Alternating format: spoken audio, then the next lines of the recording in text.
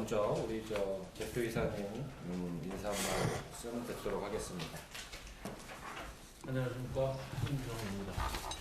어제 뉴스를 보다 보니까 정선에 2층 투어버스 도입했다라는 리포트를 보게 되었는데요.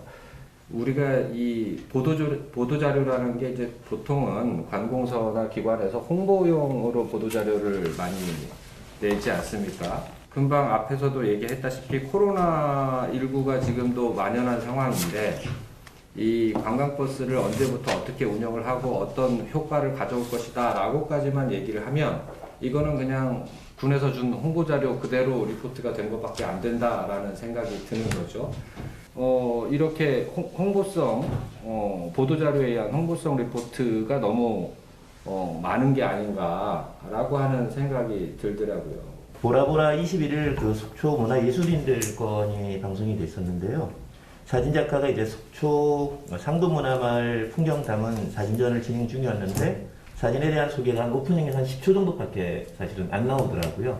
그래서 그 클로징에서라도 이제 앞으로 전시 일정이라든가 안내할 내용들이 마을 소개나 이렇게 좀 더 추가됐더라면 이해도나 이런 부분이 좀 더 좋았지는 않았을까, 관심도나 이런 부분들이 좀 조금 아쉬웠고요. 뜨거운 감자 4월 2일 날 제21회 방송분을 청취했는데요.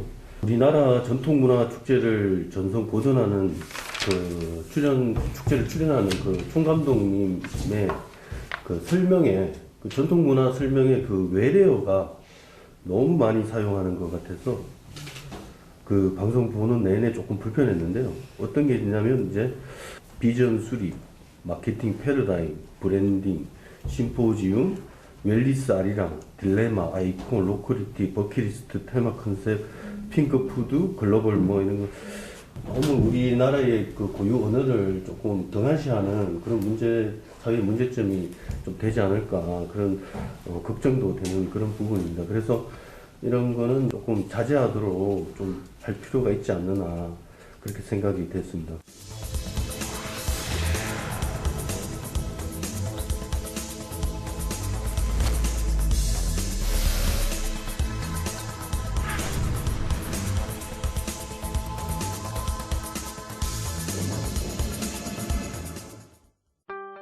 올해 말 착공을 목표로 빠르게 진행되고 있는 동해북부선 철도건설 사업. 현재 설계와 시공 입찰이 진행 중인 상황임을 고려한다면 자체 주민 의견 반영 없이 일방적으로 진행될 수도 있습니다. 이뿐만이 아니죠. 지역마다 철도와 관련된 문제들이 불거지고 있는데요. 어떻게 풀어가면 좋을까요? 오늘 이슈 토크에서 알아보겠습니다. 먼저 오늘 함께 얘기 나눠주실 출연자부터 소개해드리겠습니다. 한명준 고성군수 나오셨습니다. 강릉 원주대학교 국제통상학과 김영식 교수 나와주셨습니다. 교통철도정책 전문가 강원연구원 김재진 연구위원 모셨습니다. 네, 먼저 현 상황부터 좀 짚어봐야 될 것 같은데요. 동해북부선 철도건설 사업 현재 어느 단계까지 와 있습니까? 박사님께서 좀 이 부분 말씀을 해주셔야 될 것 같습니다. 아시다시피 작년 12월 23일에 이제 기본계획이 고시가 됐죠. 이미 그 기본계획을 하면서 시군별로 공청회를 한 번씩들은 다 하셨습니다. 하셔서 그 결과나 이런 것들도 다 국토부 홈페이지에 지금 들어가 찾아보시면 다 있고, 그 기본 설계나 실시 설계를 이제 통합해서 가다 보니까, 아마도 올 이제 하반기쯤 되면은 공청회가 다시 한번 또 열리는 그런 수순으로 있을 것으로 저희들 지금 보고 있습니다. 네. 그러니까 올해 말 착공 가능하다고 보시는 건가요? 가능하려고 지금 목표를 그렇게 잡고 있는 거죠. 말 그대로 공청회라는 것은 뭐냐면 공청회를 하고 나가지고 의견들이 나오지 않습니까? 그 의견들을 수렴해야 그것이 공청회의 의미가 있는 것이잖아요. 근데 이제 문제는 그때 당시에 했던 프로젝트가 하나도 수렴된 게 없어요. 그래서 이제 우리 입장에서는 한 번 했지만은 왜 그런 것들이 수렴이 안 됐느냐. 그래서 그런 것들을 수렴해서 공청회를 한 번 더 하자. 한 번이건 두 번이건. 근데 지금 이제 그런 것들이 말씀하신 대로 제대로 이제 순차적으로 이루어지지 않고 있다. 그래서 이제 지금 논란이 되고 있는 것입니다. 군수님께서 나오셨는데 고성은 어떻습니까? 동해 북부선에 대한 주민들의 의견. 사실 저도 그렇고 주민들도 이 정보가 너무 없어가지고 예. 좀 많은 좀 질문도 받고 그러는데 제가 사실 답해드릴 수 있는 내용은 별로 없습니다. 그게 좀 매우 좀 아쉽다고 생각되어지고 지금이라도 뭐 여러 가지 이제 정보를 던지고 뭐 라인 어느 정도의 라인과 역사의 어떤 위치라든가 이런 것들을 좀 공개하면서 사실 주민 의견들이 좀 모아갈 수 있는 뭐 그런 선행적인 그런 부분도 좀 필요하다고 보여지는데 그러한 부분을 전혀 지금 접근할 수 없는 지금 그런 상황이라 가지고 좀 아쉽습니다. 다른 시청자분들도 이 문제에 대해서 좀 관심을 가지게 되는 그런 계기를 마련해 주지 않았나 좀 그렇게 보여지고요. 또 어려운 부분에 대해서는 자막으로 이렇게 설명을 해 주심으로써 좀 편하게 재밌게 흥미롭게 좀 시청을 할 수 있었던 것 같습니다. 그걸 이제 지원해주는 강원도죠, 어떻게 보면. 강원도 입장에서는 이 사업을 2027년까지 지금 개통을 목표로 하고 있습니다. 그래서 조금 아쉬웠던 점은 중간에 보다가 지도가 나왔어요. 동해북부선에 대한 지도가 나왔는데 조금 더 그 부분에 대해서 천천히 뭔가 좀 설명이 되어지고 그렇게 하면은 조금 더 재밌게 봤을 것 같은데 너무 휙 지나가 버려가지고 조금 아쉬웠습니다.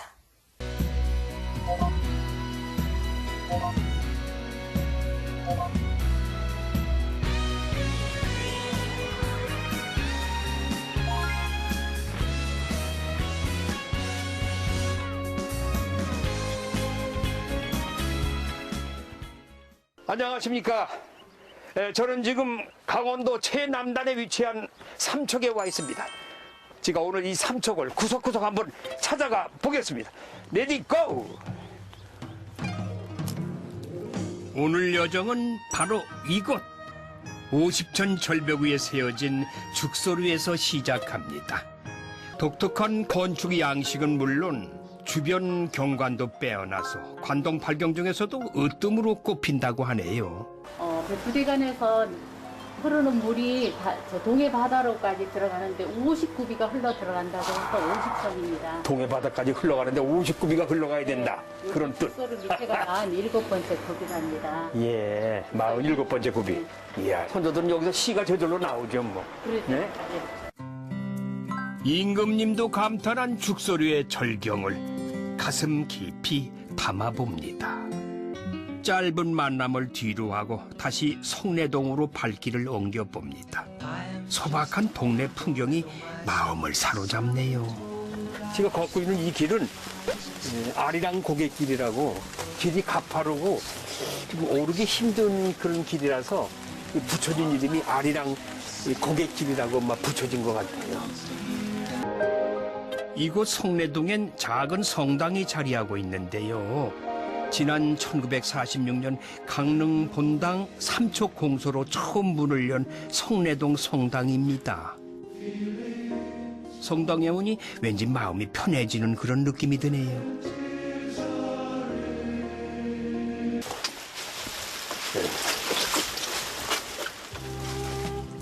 낡은 담벼락과 지붕 좁은 골목길까지 마치 과거로 시간 여행을 온 것 같은데요. 이야, 아직도 이런 게 있네요. 이게 도둑놈들 담 너머로 넘어오지 말라고. 이 담벼락에다 소주병을 깨가지고 이렇게 하나하나 다. 아무도 안 살아. 다 이사갔어. 여기 주인 없는 우편물만 덩그러니 여기 놓여 있지 않아.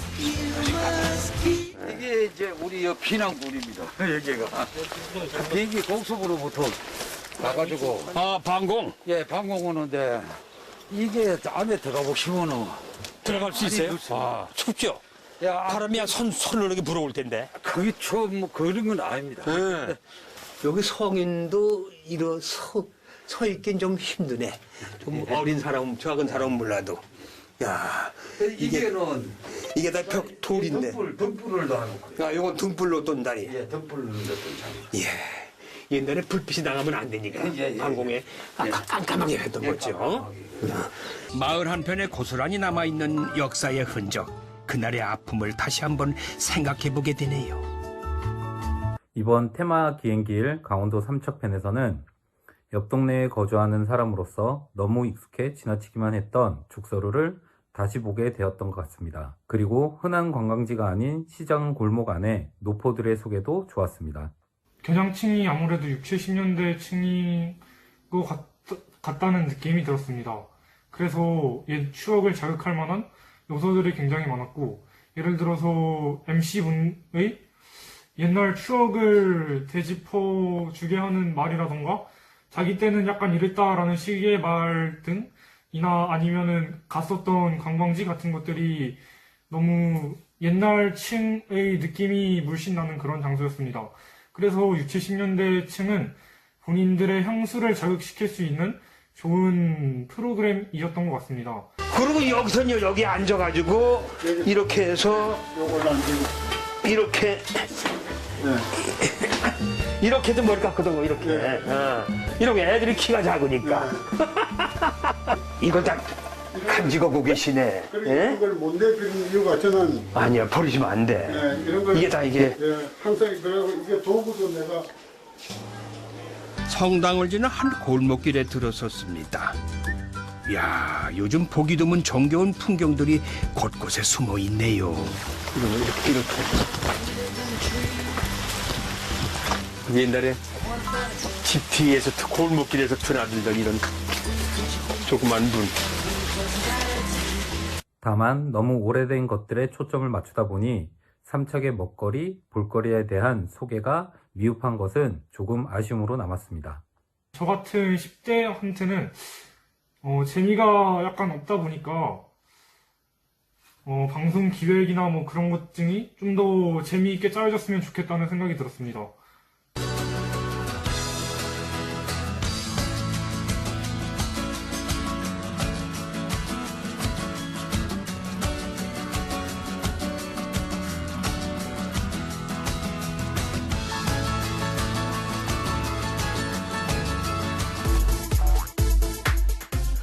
상대방의 의도와는 상관없이 고의적으로 쫓아다니면서 집요하게 정신적, 신체적으로 괴롭히는 행위. 네, 뭔지 다 아시죠? 바로 스토킹입니다. 자, 오늘 알카드로에서 스토킹에 대해서 자세히 짚어보겠습니다. 가톨릭 관동대학교 경찰행정학과 문준섭 교수 모셨습니다. 교수님 안녕하세요. 예, 안녕하세요. 네. 이 스토킹의 종류가요, 좀 다양한지 좀 어때요? 예, 좀 전에 말씀드렸듯이 그 스토커의 행위는 너무나 다양해서요. 우리가 뭐 분류를 하기는 좀 어려운데요. 최근에는 이제 우리가 정보통신망을 이용한 이러한 다양한 스토킹도 이제 너무나도 많이 퍼지고 있죠. 그래서 특히나 요즘은 코로나19로 인해서 집에 계시는 분들이 많이 있기 때문에 그러한 뭐 전화라든지 또는 뭐 SNS 다 이게 스토킹의 이제 범주에 들어갑니다. 그 스토킹 처벌법은요, 예전에 경범죄 처벌로 이루어졌던 그러한 스토킹 범죄에 대한 여러 가지 처벌이 좀 강화된 법인데요. 이 법의 이제 가장 큰 특징은 아까 그 10만 원 이하의 벌금이나 구류형에 처해졌던 스토킹 범죄나 행위에 대해서 3년 이하의 징역이나 또는 3천만 원 이하의 벌금형에 처해질 수 있는 이런 것들이 이제 이루어졌고요. 또 특히나 이제 그 행위자가 흉기나 어떠한 그 위험한 물건을 사용해서 스토킹 행위를 하였다라고 하면 5년 이하의 징역이나 5천만 원 이하의 이제 벌금형에 처할 수 있도록 한다라는 그러한 안을 포함하고 있습니다. 프로그램을 진행할 때 MC분들의 진행이 깔끔하시고 매끄러운 발음과 정리로 듣기가 훨씬 수월했다고 생각합니다.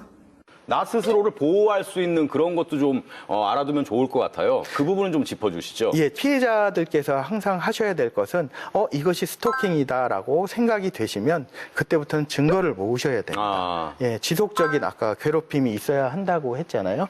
그런 것들을 조금 어떻게든 증명할 수 있는 증거를 모으는 것이 가장 우선이 되어야 하겠고요. 뭐 어렵겠죠. 그건 상당히 뭐 어려운 행위지만 그 이후와 관련해서는 이러한 행위에 대해서는 이제 전문가의 조언을 통해서 이렇게 해결해 나가는 것이 가장 좋습니다. 앞으로 이러한 일이 일어나면 안 되지만 만약을 대비해서 범죄로 이어진다면 대처할 수 있는 방안도 함께 제시해 주시면 더욱 유익한 방송이 될 것 같습니다.